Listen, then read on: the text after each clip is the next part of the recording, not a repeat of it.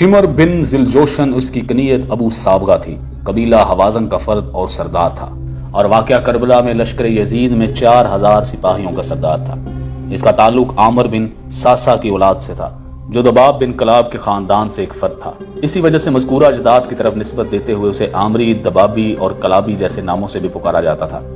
شمر کے باپ کا نام شراجیل بن عور بن عمرو کے نام سے مشہور تھا۔ اس کا لقب ذوالجوشن پڑھنے کی علت یہ بیان کی جاتی ہے کہ عرب میں یہی سب سے پہلا شخص تھا جس نے زرہ اپنے تن پر پہنا، اور یہی زرہ اسے بادشاہ ایران نے دی تھی۔ یہ دوسرے قول کے مطابق اسے اس لیے ذوالجوشن کہا جاتا تھا کہ اس کا سینہ کچھ ابھرا ہوا تھا، اور ایک قول یہ بھی ہے کہ اس کا نام جوشن بن ربیہ تھا۔ ذوالجوشن نے پیغمبر اسلام صلی اللہ علیہ وآلہ وسلم کی خواہش کے مطابق اسلام لانے کو اہمیت نہیں دی تھی، بلکہ فتح مکہ کے بعد جب مسلمان مشرکین پر کامیاب ہو گئے تو اسلام لایا تھا۔ شمر کی ماں کو برائی سے یاد کیا جاتا ہے، یہاں تک کہا جاتا ہے کہ بیڑوں کو ادھر ادھر لاتے لے جاتے چراتے ہوئے گناہ سے آلودہ ہو گئی، اور شمر اسی غیر مشروع طریقے سے ہی اس دنیا میں آیا۔ امام حسین نے بھی واقعہ کربلا میں شمر کو بکری چرانے والے کے بیٹے کے نام سے خطاب کیا ہے۔ شمر بن ذیلجوشن ابتدا میں تو امیر المومنین کا طرفدار تھا، اس نے جنگ صفین میں ان حضرت کی مدد کی تھی، اور ادہم بن محرز باہلی شامی سپاہی کے ساتھ لڑائی میں اس کا چہرہ شدت سے مجروح ہوا، لیکن بعد میں حضرت علی کی طرف سے منہ پھیر لیا، اور علی اور آپ کے خاندان کا کینہ اپنے دل میں پروان چڑھا کر دشمن بن گیا۔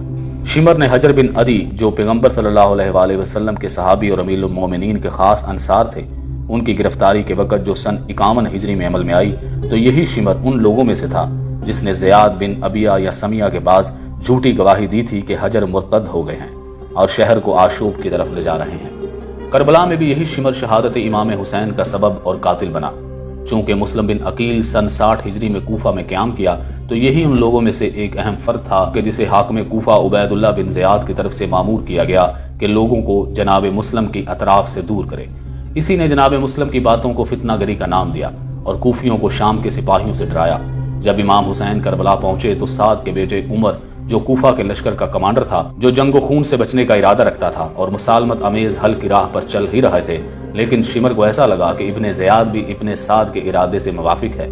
لہذا اس نے امام کے ساتھ جنگ کے لیے ابھارا۔ شمر قبیلے کی روایت اور جاہلیت کی رشتہ داری کی حفاظت کی خاطر یہاں تک کہ ام البنین کے فرزندوں ابو الفضل عباس نیز ان کے 3 دیگر بھائیوں کی مادر گرامی کے قبیلے سے تعلق رکھتا تھا۔ اسی بنا پر شمر نے ابن زیاد سے جناب عباس اور ان کے دیگر بھائیوں کے لیے امان نامہ حاصل کیا، لیکن اولاد ام البنین نے ہرگز اسے قبول نہیں کیا، بلکہ اس پر اور اس کے امان نامے پر لعنت بھیجا تھا، اور امام کے پہلو ہی میں مدد و نصرت کرتے ہوئے اپنی جان قربان کر دی۔ عاشورہ کی صبح کے دن شمر ابن سعد کے لشکر میں بائیں بازو کی فوج کی سرداری کا عہدہ اپنے ذمہ لیے ہوا تھا۔ جب عبداللہ بن عمیر قلبی شہادت کو پہنچے تو اسی شمر نے اپنے غلام رستم کو حکم دیا کہ وہ ایک نیزے سے زوجہ عبداللہ، جو ان کے سرحانے تشریف فرما تھی، انہیں قتل کر دے۔ نتیجے میں پہلی خاتون کربلا میں درجہ شہادت کو پہنچی۔ عصر عاشورہ میں اور شہادت امام حسین سے قبل شمر نے ارادہ کیا کہ جس خیام کے اندر امام کا ساز و سامان اور ان حضرت کے اہل حرم تھے، انہی خیمے پر حملہ آور ہو کر انہیں تاراج کر دے، لیکن امام نے اسے اس کام سے سختی سے روکا اور شمر واپس پلٹ گیا۔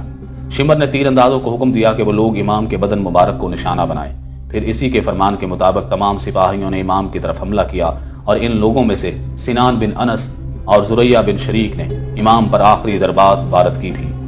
بعض روایت میں نقل ہوا ہے کہ شمر امام کے سینہ مبارک پر بیٹھا تھا اور ان حضرت کا سر مبارک پس گردن سے جدا کیا تھا۔ قبیلہ حوازن کے سردار شمر کی راہبری میں کربلا کے 20 سرہائے شہداء لے کر کوفہ کی طرف گیا تھا، اور ابن طاؤس کے نقل کے مطابق 12 سر مبارک شہدائے کربلا کے لے کر ابن زیاد کے پاس گیا تھا۔ کہا جاتا ہے کہ عمر بن سعد کے آگے آگے شہدائے کربلا کے سروں کو لے جاتا تھا۔ سن 66 ہجری میں مختار سقفی کے قیام کے وقت شمر نے ان کے خلاف جنگ میں شرکت کی، لیکن مختار نے بھی اسے اور دیگر اموی امراء کو کوفہ کا ایک محلہ جبانہ الس کی جنگ میں شکست دی، اور شمر کو کوفے میں حامیان بنو امیہ کے علاقے کی طرف بھاگنے پر مجبور ہونا پڑا۔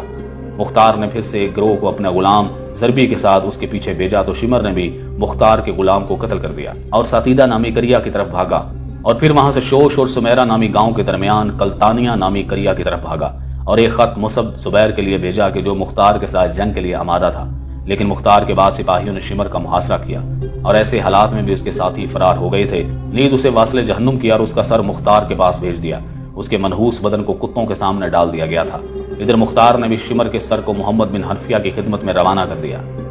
امام حسین علیہ السلام نے روز عاشورہ شمر سے کہا، رسول خدا صلی اللہ علیہ وآلہ وسلم نے سچ فرمایا کہ گویا مجھے سفید و سیاہ کتا نظر آ رہا ہے کہ میری اہل بیت کا خون پی رہا ہے۔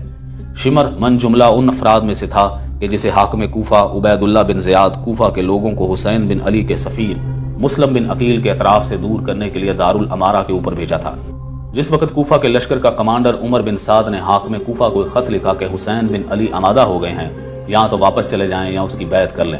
تو حاکم کوفہ عبداللہ بن زیاد نے مشورہ دیا اسے قبول کر لینا چاہیے۔ لیکن جس وقت شمر اس خط کے مضمون سے مطلع ہوا تو فوراً اسے منع کر دیا اور مزید کہا کہ اگر حسین بن علی تمہاری اطاعت نہیں کرتے اور پلٹ جاتے ہیں تو بعد میں اور مزید طاقتور ہو جائیں گے، بس بہتر ہے کہ انہیں چھوڑا نہ جائے کہ وہ پلٹ کر واپس چلے جائیں اور موقع کی تلاش میں رہیں۔ عبید اللہ نے بھی شمر کے مشورے کو قبول کر لیا اور اسے 4000 سپاہیوں کا سردار بنا کر نیز ایک خط اسی کے ہمراہ کربلا میں کوفہ کی فوج کے کمانڈر عمر بن سعد کی طرف روانہ کیا تاکہ امام حسین سے مطالبہ کرے کہ یا تو بیعت کر کے سر تسلیم خم کر دیں یا پھر جنگ کے لیے تیار ہو جائیں۔ اور اسی خط میں آخری سطر پر بطور ضمیمہ اسی شمر کی بات کو لکھا گیا تھا، اے عمر سعد، اگر یہ کام تم انجام نہیں دے سکتے تو ہمارے لشکر سے کنارہ کشی اختیار کرو اور لشکر کی کمار شمر بن ذیلجوشن کے سپرد کر دو۔ محرم کی 10ویں تاریخ کے دن کی آخری گھڑیاں جس میں حسین بن علی علیہ السلام کے سر اقدس اور جسم مبارک پر بہت زیادہ زخم لگے ہوئے تھے، شمر نے اپنے کند و برہنہ خنجر کے ساتھ امام حسین علیہ السلام کے سر مبارک پر بیٹھا اور ان حضرت کے سر اطہر کو تنے نازنین سے جدا کر دیا۔ کربلا کے واقعہ حائلہ کے بعد شمر مختار کے چنگل سے نکل بھاگا، لیکن مختار نے بھی حکم دیا کہ وہ جہاں کہیں بھی گیا ہے اسے تلاش کریں اور اس کے اعمال کی سزا تک پہنچ جائیں۔ کوفہ کی شورش کے معاجرے میں شمر نے مختار کے خلاف بغاوت میں اصلی کردار ادا کرنے والوں میں سے ایک تھا۔ نتیجے میں مختار کا ایک غلام اس کے تعاقب میں گیا، لیکن شمر کے غلام نے اسے قتل کر دیا اور بعد میں دوسرے کریا کی طرف فرار کر گیا اور پھر وہاں سے بھی کلتانیہ نامی کریا کی طرف چلا گیا، یہاں تک کہ مختار کے سپاہیوں نے اس کا محاصرہ کر لیا۔ شمر کو گرفتار کیا گیا اور مختار کے پاس لائے۔ مختار نے حکم دیا کہ اس کی گردن اڑا دیں اور اس کے جسد کو ایک کھولتے ہوئے تیل کی دیگ میں ڈال دیں، اور مختار کے ساتھیوں میں سے ایک نے اپنے پیر سے شمر کے سر کو کچلا تھا۔ عبد الرحمن بن عبد کہتا ہے کہ میں نے ہی شمر کو ہلاک کیا تھا۔ مختار کی نگاہ جیسے ہی شمر کے سر بریدہ پر پڑی، سجدہ شکر بجا لائے اور حکم دیا کہ سر کو نیزے پر بلند کیا جائے اور شہر کی جامع مسجد کے سامنے لوگوں کے در سے عبرت کے لیے قرار دیا جائے۔ ایک اور قول بھی اس سے ملتا جلتا تاریخ میں درج ہے۔ ابو عمرہ نے شمر کو گرفتار کیا اور مختار کے پاس لایا۔ مختار سقفی نے اس کے سر کو بدن سے جدا کیا اور اس کے بدن کو کھولتے ہوئے روغن کی ایک دیگ میں ڈالا۔ مختار کے ساتھیوں نے اس کے سر کو پیروں سے کچلا اور پھر اس کا سر محمد بن حنفیہ کے پاس بھیجا تاکہ ان کی تسکین کا سبب بن جائے۔ شیخ توسی بھی اپنی کتاب امالی میں شمر کی سزائے موت کے سلسلے میں تحریر کیا ہے۔ ابو عمرہ ایک گروہ کے ساتھ شمر کے تعاقب میں گیا اور ایک مسلحانہ جھڑپ میں اسے زخمی کیا، پھر قیدی بنا لیا۔ مختار کے پاس اسے لایا گیا۔ مختار نے حکم دیا کہ اس کی گردن اڑا دی جائے اور اس کے جسد کو ایک تیل کے کھولتے ہوئے دیگ میں ڈالا گیا تھا، اور مختار کے ساتھیوں میں